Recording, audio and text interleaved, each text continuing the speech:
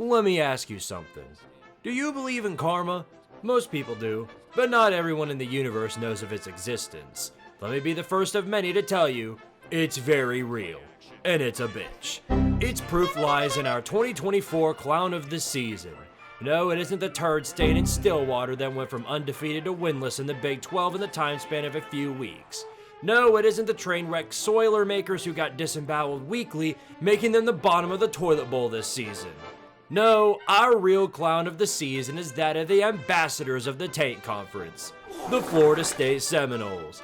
In order to unveil just how hilariously deserving this is for Florida State's football program, we have to take a tape recorder and go back to the year of... There were grumblings of the Seminoles leaving the ACC for a different conference. Most of us knew this was crazy talk since they had a blood bond with the ACC due to TV contracts that don't end until 2027 at the bare minimum.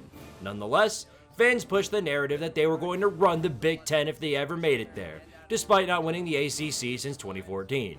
But with Coach Mike Norvell, they hit the gold mine of transfers. Jordan Travis, Jared Verse, Keon Coleman, the stars had aligned, and it showed in the fact that they were running through their schedule like a knife through butter. They were top 5 through most of the season, and it would stay like that as long as they kept winning.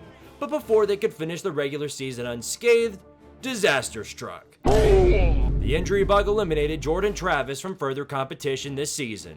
Like any ship without their captain would show, the rest of the road was quite rocky.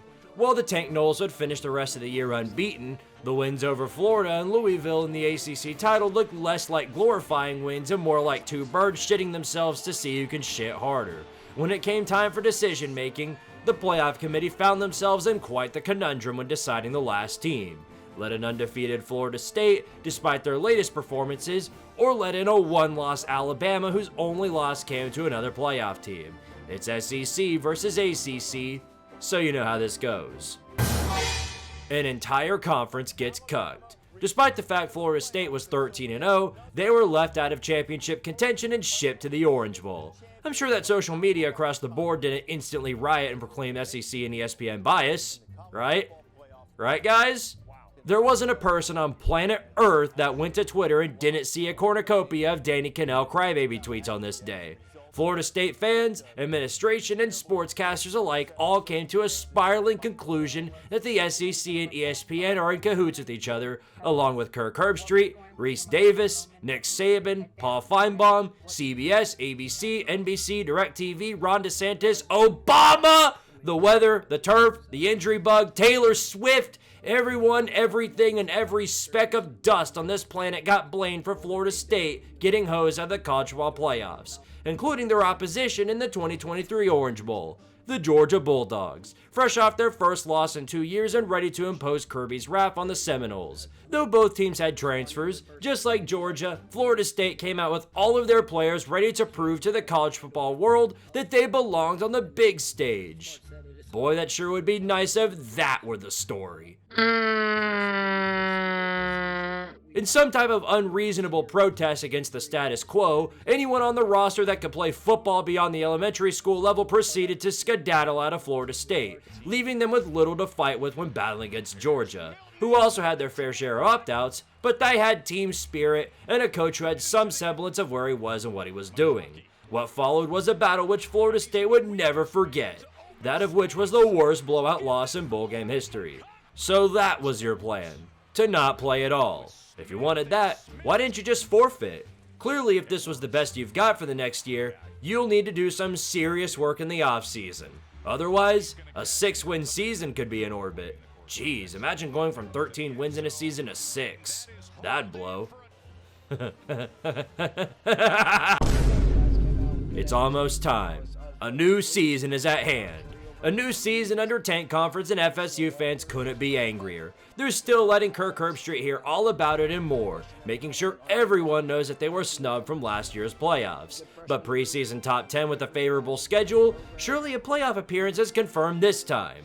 Mike Norvell is feeling great after his contract extension, and as he did through every year there, treated recruiting and talent development suboptimally in favor of the Deion Sanders route. Strike gold in the transfer portal and hope to God you find a diamond in the rough. You found a few last season, so certainly you'll have your hands on another. That comes in the form of the long-awaited return of DJ Ukulele. arising from the depths of the Pac-12 to guide the Noles through their schedule. Along with guys like Malik Benson, Marvin Jones Jr., and Jaylen Brown, you've appeared to have equipped your arsenal with a roster capable of running Tank Conference back. But you're in for a treat to start the season, as you literally start the season.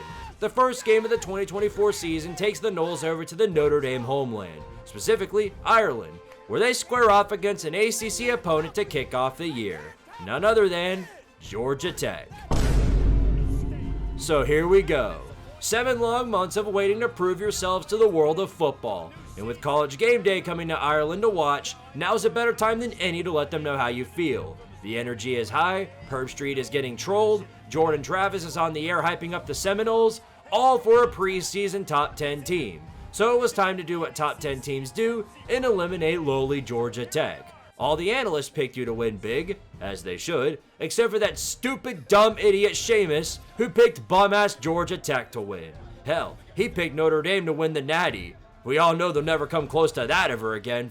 What a fool. This is FSU territory now, and they'll find out all too soon. Everything went according to plan on the first drive.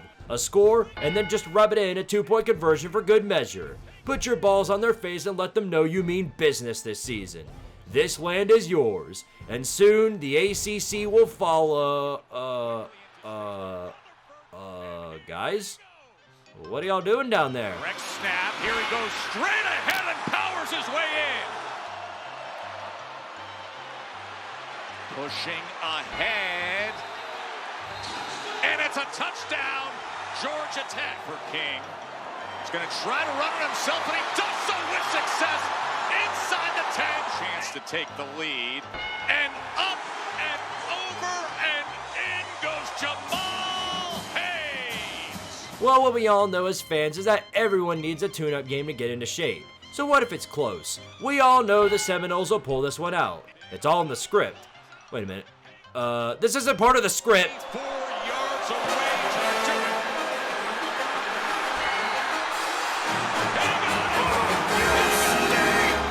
Okay, well, look here and listen.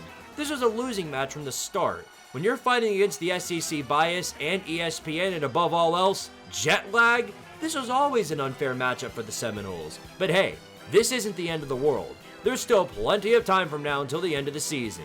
Hell, you're Florida State. You don't just lay over and die. It can't get any worse than this.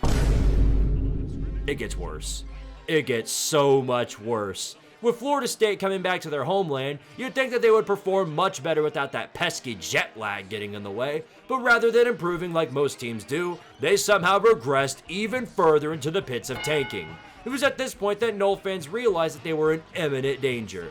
Bill O'Brien's Eagles buried you completely. Your former running back, Trayshawn Ward, did more in this game than any of your running backs have done through this season. A scathing 21 rushing yards is what you brought to the table in the fight against the Eagles. And on record, at least at this point in the season, the ukulele had more tackles than touchdowns. Wendy's employers have never been more pumped about it. The Golden Eagles didn't really even do much. They just watch y'all eat dog shit and fall on your own face. At least y'all are doing it. The fans can't even do that. Thus, what followed was an 0-2 record and an abundance of receipts being thrown back into the Twitter timelines. By this point, many Seminole fans were doused in beer, liquor, and Seagrams for those who hate the taste of piss. After the embarrassment you put up here, it can't get any worse than this. It gets worse. You thought losing 2 in a row to Tank Conference was a sign that shit hit the fan? Well, the shit just got consumed by your entire administration and then some. You've exceeded expectations once again by doing the unthinkable 6 months ago and getting your bottom spanked by a group of 5 team. Yes, Memphis of all teams went into Tallahassee and set your stadium ablaze. I couldn't give less of a rat's balls if they're undefeated. You're Florida State, right? You're untouchable.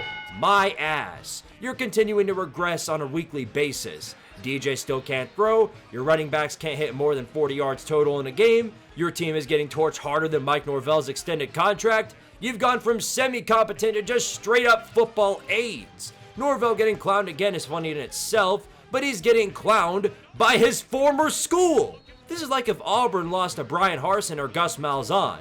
So far, this entire season can be encapsulated on a single play. The Fail Mary. You don't just suck, you inhale. The administration should sue the football team for this incompetence. But you ran out of money trying to get out of Tank Conference! How's that panning out, by the way? Still in it? Thought so. It can't get any worse than this. It gets marginally better, actually. Not due to anything Florida State did, that's mainly due to the fact that your new friend in Tank Conference contributes to the national scale of football like a wet noodle to the YouTube Shorts feature. Basically, they didn't do jack diddly doodah squat. That's their entire gimmick, except beat Auburn for some reason. As this is showing off in football, it's proof that some football games bring on an experience like watching the Teletubbies on 32 Benadryl. One team shits themselves, whilst the other attempts to outdo them by shitting harder. Florida State proved on this day that they have some semblance of talent left because the defensive line made Fernando Mendoza's life a living hell. The only reason Cal stayed in it was because they had a kicker who contributes on the very rare times they get past the 50. Other than that, they did dick all. If you're so bad as a team that you can't even beat the Tank Knolls, what the hell are you doing with your life? America's team my ass. Does that state ever produce good football anymore? Because the bad news bears shit themselves, FSU is no longer on the quest of the perfect season. Maybe now, things can trend upwards for the Knolls. A win at any point is certainly momentum. It can get better.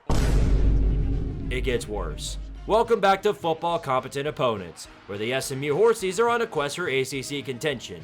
And since you're as close to an ACC title as Notre Dame is, that went to shit instantly. At least now we understand why you didn't want them as part of the conference, the same way the band kid wouldn't want the Disney-style bully at the school. The only thing that arrived was Mike Norvell once again getting shoved into a locker. With 4 losses already confirmed, you'd think by now he'd get his guys ready for next year.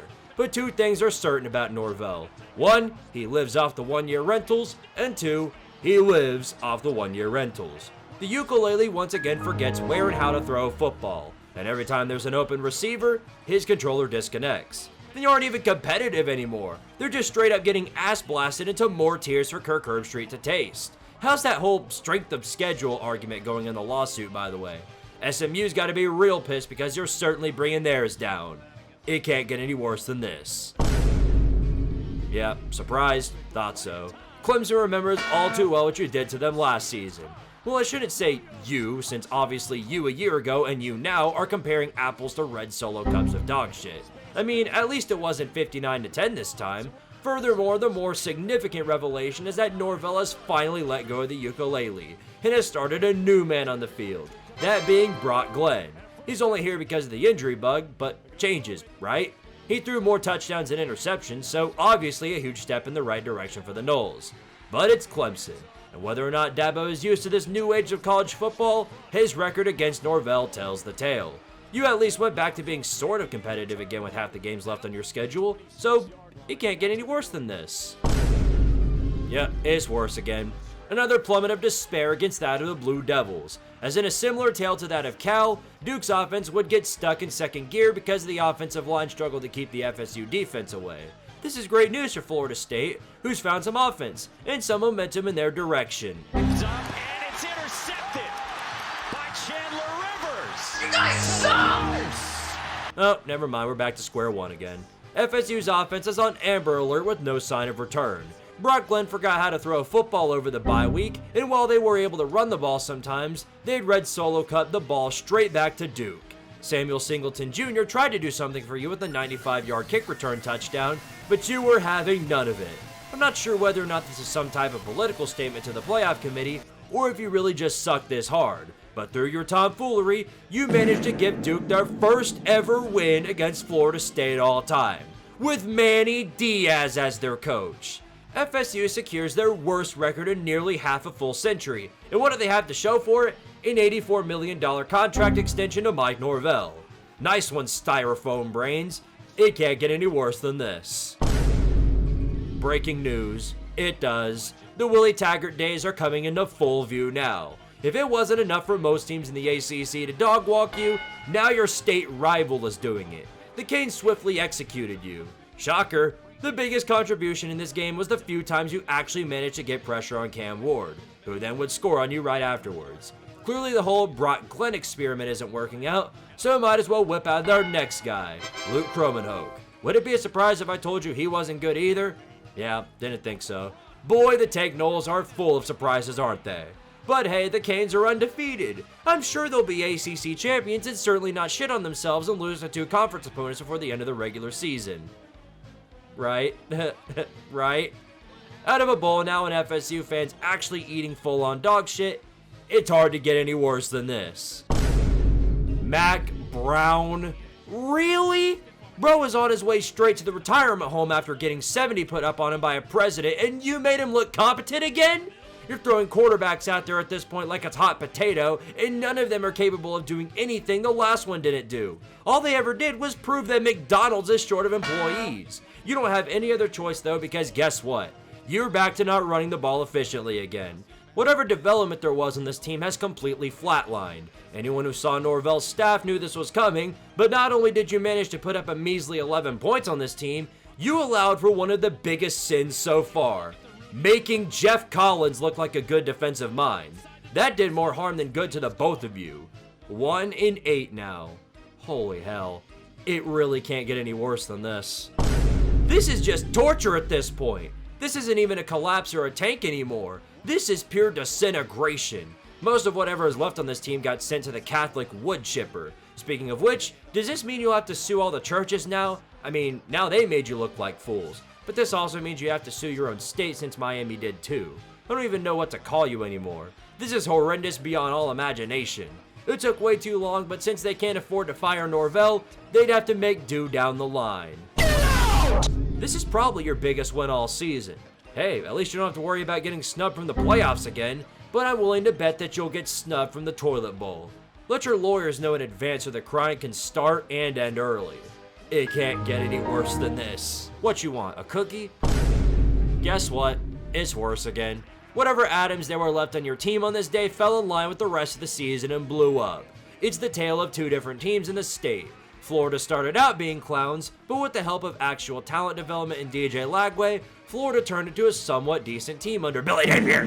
FSU, they've gone so far below the basement that they've no-clipped into the back rooms. Nothing goes well for them anymore. Whatever remnant of hope there was for this season was swiftly put to rest by another one of your hated rivals eating whatever there is left out of your team.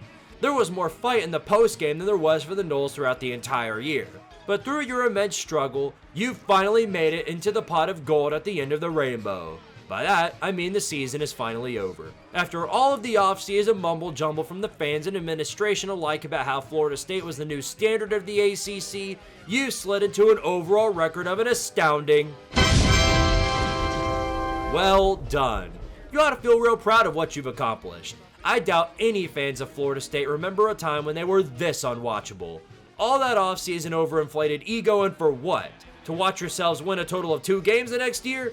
You made sure to let everyone know about how you were perpetual victims of SEC bias and unfair strength of schedule that benefits the other conferences. And then you walked into a 1-7 conference record the next season. Your offseason shenanigans made me believe that the Deion Sanders stands do something about football. You somehow managed to become even more intolerable than them. You've become ultra crybabies of the offseason, just to watch Mike Norvell get a contract reduction. Yes, it's real. Norvell got a contract reduction. Fitting for a coach who struggles to somehow recruit in the state of fucking Florida. Reliant on what only appears to be 1-year rentals, he has to hope and pray he can strike gold again in the portal with new coordinators at the helm, such as the mighty Gus Malzahn. Boy, now that another offseason has arrived for you, I wonder why you aren't nearly as loud. I've got 2 reasons in mind. A, you suck massive donkey balls, and B, look who comes to town on week 1. Think about it this way, 2026 really isn't all that far away. Congratulations, Noles. I couldn't think of anyone more fitting for this prestigious award other than myself maybe. But along with me, you get to share the honors of the 2024 Clown of the Season. Now share this image to scare some Noles. And of course, power to Tardaria. Thank you for watching.